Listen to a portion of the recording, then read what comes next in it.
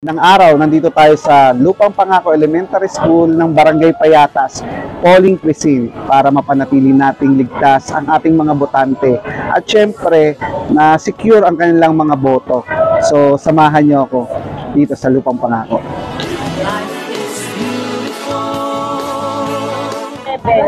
Ay, saan ka? 1995.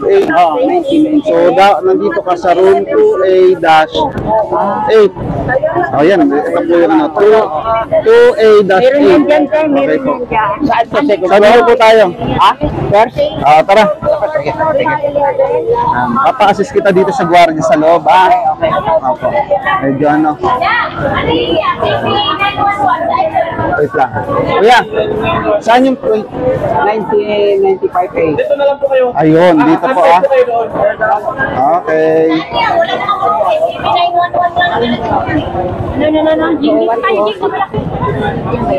Sa iyo, mami. 2007 kasi. Senior? Opo.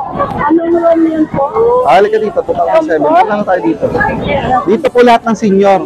Ayan, waiting area niyo po dito. Okay? Dito.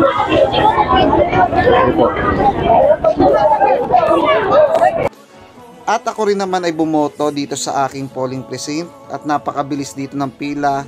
Medyo natagalan lang ako doon sa may entrance at napakarami ng tao.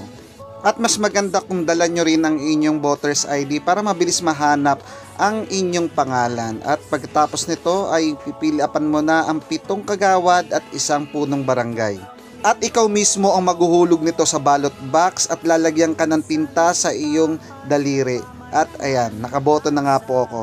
Yun lang, salamat. Lahat ay kayang gawin sama-sama sa adhikain. Kaya't huwag